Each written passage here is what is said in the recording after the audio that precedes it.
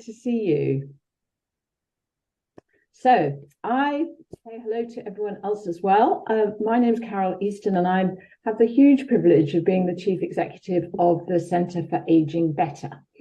As many people know, we are working at the Centre to build an age-friendly movement.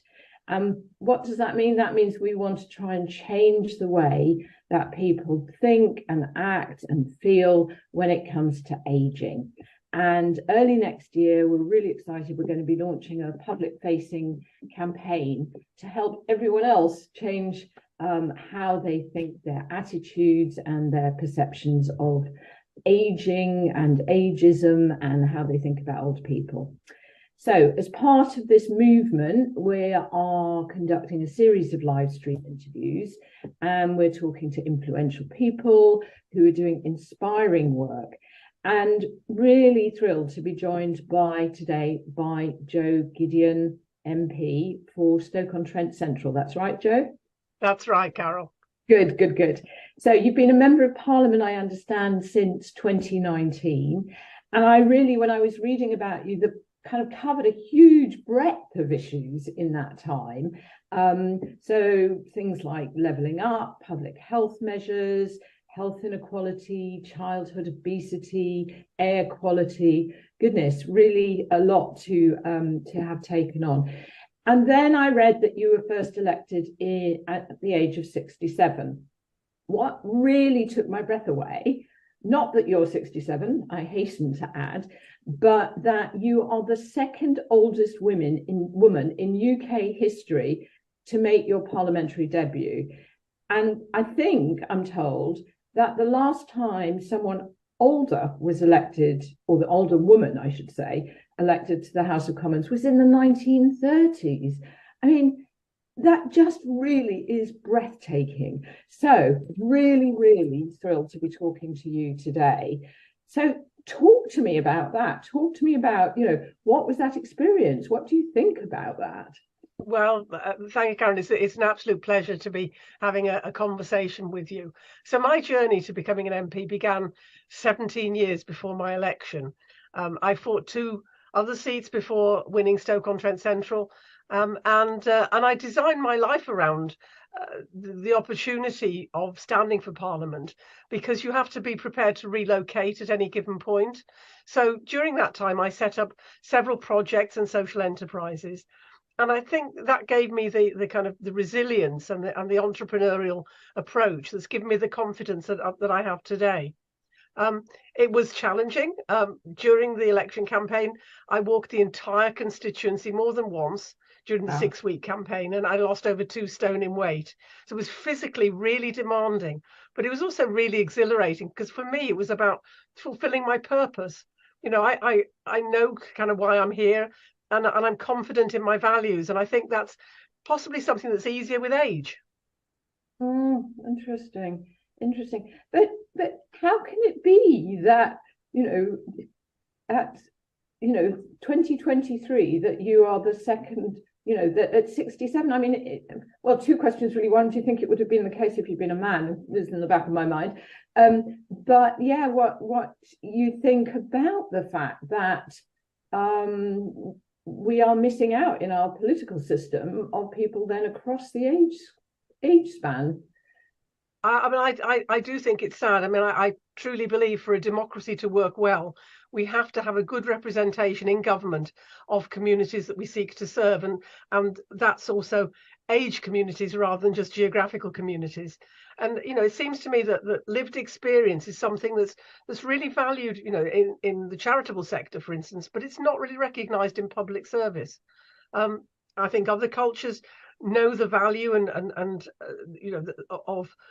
of aging and older people, that you bring a level of kind of knowledge and wisdom, whereas in this country we kind of dismiss older people as past their best before date, if I can put it like that. Absolutely. I mean, you said you walked the kind of up and down the streets of your constituency, of which there's a map, I think, behind you. So yes, it makes it look like hundreds of miles. Yes. But was this a concern in Westminster only, or was it a concern of your constituents? I mean, did anyone at the doorstep go, "Oh no, Joe, you're too old"? I mean, did that happen? No, so I can honestly say that nobody has ever said to me in my constituency, either during the election campaign or, in the last 4 years, you're too old. And in fact, I mean, the sort of things people say to me are, you're really approachable, and people are surprised that a member of parliament would be kind of easy to talk to and approachable. And I think that's quite sad that people perceive members of parliament as being figures that kind of don't engage with the community, whereas I spent my whole life engaging with the community, so for me it's a natural thing to do. Yeah. So do you think there's more that the political parties could do to encourage older candidates? Because there haven't been many role models then, have there, really, particularly amongst women, probably? No, I mean, the challenge is that I think political parties do try to encourage greater diversity and including more mature candidates, but the decision as to who's going to stand rests at the local level with local associations. So I think political parties need to do more work at the grassroots level, and I think it's about people understanding what the role of a member of what a member of parliament does to be able to judge who's best suited to do the job. Because being a member of parliament isn't just kind of sitting in PMQs and shouting and all that kind of very visible stuff. There's so much more to it, and I don't think that necessarily people appreciate the complexity of the job and how actually it's very much suited to people who've got that little bit more experience. Yeah, definitely. I mean, we've done a lot of work at the Centre for Ageing Better on people over 50 and employment and finding work, and we know it's quite difficult for many people to either find a new job, to take up a new career. And I just wonder what you think about the barriers that older workers are finding and what you think should be done about it. Well, I mean, I know they're very real. I can confide to you, and this is a world exclusive, that in the 17 years while I was waiting to fulfill my purpose as a member of parliament, I applied to over 100 jobs, and the fundamental challenge was that people either perceived that I was overqualified and that I might not be comfortable working with younger people as my bosses, or that because I'd developed this kind of portfolio of moving around and doing different jobs rather than sticking to one career, that it looked as though I didn't have the sort of staying power that they were looking for, both of which were fundamentally wrong. And I do think that there's an unconscious or conscious sometimes bias against older people, because they think that they're maybe going to be digitally challenged, that they're out of touch, that they may go off sick more, and they may not be willing to take instruction from younger bosses. And all of these things, I think, are very real in people's minds when they choose to employ younger people. And we have to fundamentally change the way people see older applicants. Yes, really interesting, and certainly what you've just said chimes with the research that we've done. And that issue of a younger person managing an older person, it's partly about training and confidence. And some older people, they don't want to continue having more responsibility. They might other things play into wanting a balance of work and other activities in your life. So we definitely agree with that, and somehow that challenging those stereotypes that actually with older workers we know productivity and innovation are higher in companies, not lower. So that ironically, Carole, I think that what you've said about older people wanting a sort of different style of work where they want time to do other things as well, I think that applies more than ever to Generation Z and the upcoming generations who are concerned about climate change and want to live their lives in a different way and work to live rather than live to work.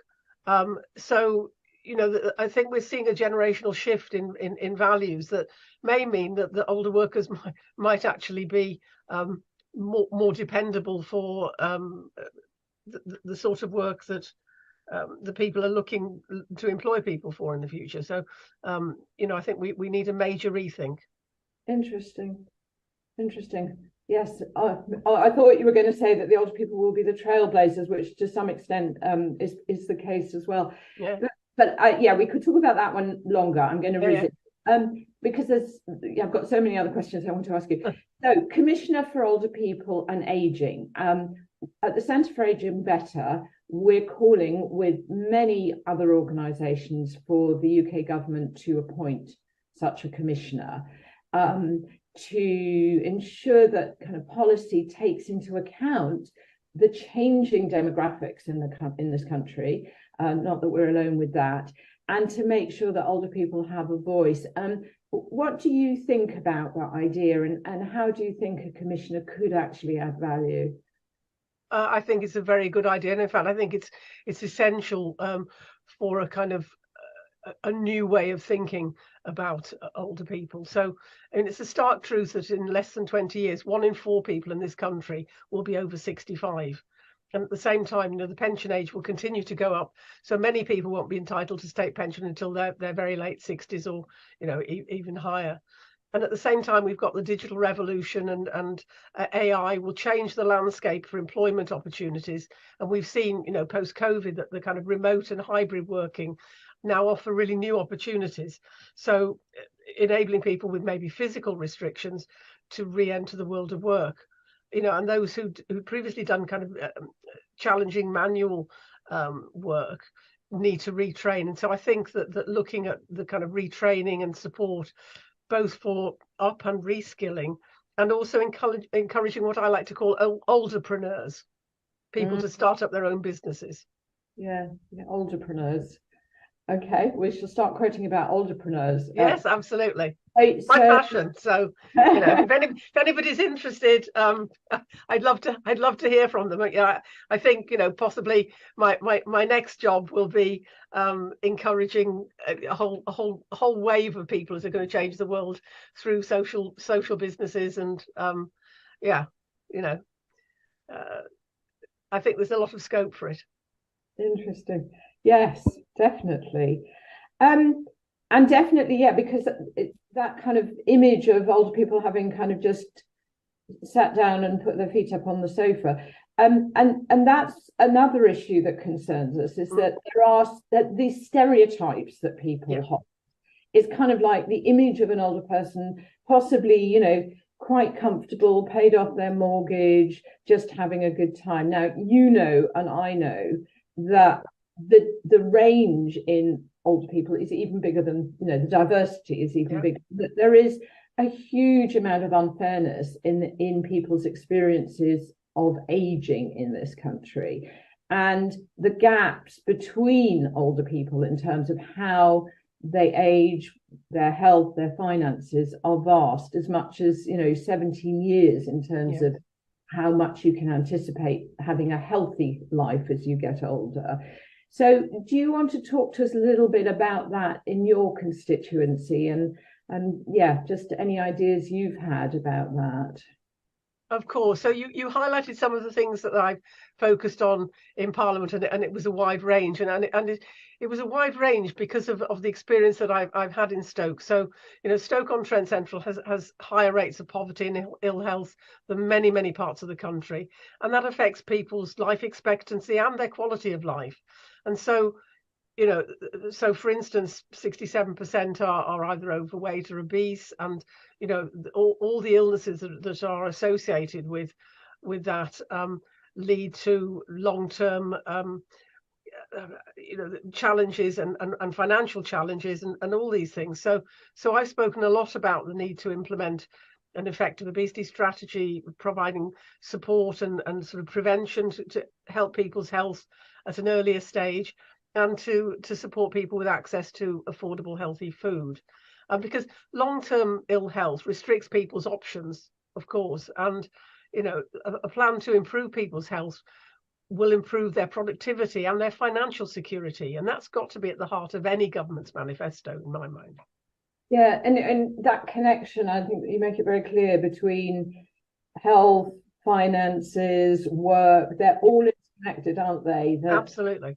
If we are to enable, as you said, what the kind of growing number of older people to continue living fulfilling lives. And so it's really, really important to hear you talking about those issues and how you wanted to tackle them in your constituency.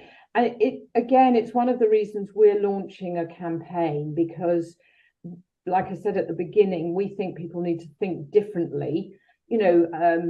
Someone at 85 can be fit, climbing mountains, and other people will be really infirm and unable to have any quality of life. Do you think, how would you like people to think about aging and older people in this country? Kind of a message for us in that campaign. What do you think? Yes, no, you're absolutely right. I think, well, I know you say that we associate aging with physical and cognitive decline, leading to old age and death. And we talk about old people in terms of vulnerability, frailty, and dependency. So I'd like to say that, I believe 70 is the new 50, and we need to redefine the contribution that people can make at different stages of their life. And really recalibrate. I think we actually need a paradigm shift in the way we look at aging. It's going to be a big challenge because it will require I think a significant cultural shift, which is never easy, and it's not quick. So for that we need to look at highlighting people like myself who challenge glass ceilings, and look to get better representation in those places that make decisions about I think social values. I'd also like to say I think that it's more challenging as a woman, and I do feel that we have to bring this in because there is gender disparity in the attitude to older people. I think women become largely invisible at an earlier age in many professions. So that's also something that I think we should maybe focus on as well. But it is a massive challenge, and and it's got to start. In a sense, essentially, we're all getting older, so it's a problem that we all face.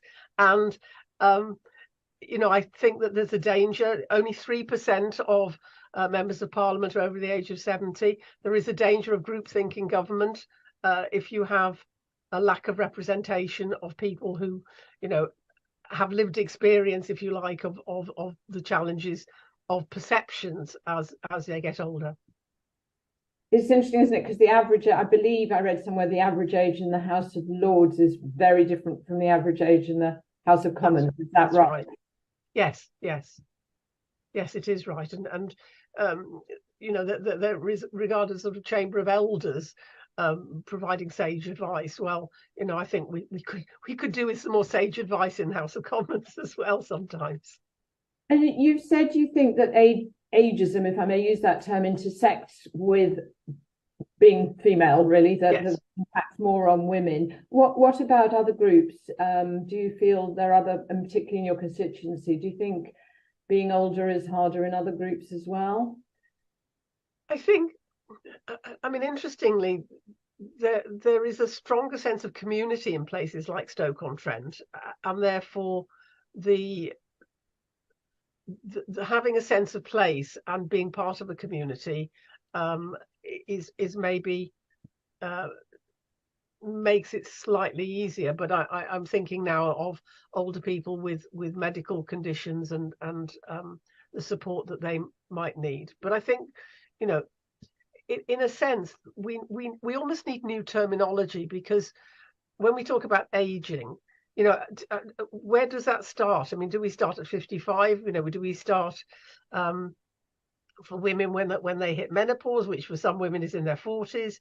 It seems to me that if we, is it something like 1 in 6 people are going to live to be 100 in a matter of a couple of decades time? The sort of benchmark for when you get to be old was set at a time when the average person didn't survive much beyond, 70 was the allotted span, wasn't it, in the Bible? So, you know, we are in a different age now, and certainly with medical advances, we will be living longer and healthier lives, and therefore, you know, the whole basis for our pension schemes, for our social care, all these things need to be fundamentally revisited. Right. We're going to have to wrap up in a moment, but it sounds like, although your job is really demanding, you're enjoying it. Is that fair? I'm absolutely loving it because, you know, I feel that even if I'm a small cog in a very large mechanism, I'm a disruptive cog. I'm an outlier, as you know, one of the 3%, and I think that it's very important to have that voice. You know, the strange thing about Westminster is you do have access to talk to people, and you know, sometimes people listen, sometimes people take up new ideas, and it's a great opportunity to speak to organizations like yours, and to be able to highlight some of the great work that's going on that government needs to listen to. Well, I really appreciate your time today, Jo. Thank you so much. And I think an inspiration to anyone who's thinking. The thing about ageism, strangely too, is people do it to themselves. They go, oh, I don't think I can do that, or I'm not going to ask for help for that because, you know, what should I expect at my age? That, you know, so trying to challenge people's expectations of themselves as well. So I really feel you've enabled some of that today. So really appreciate it. Thanks to everyone for listening to us today. There'll be another social media live in quite shortly.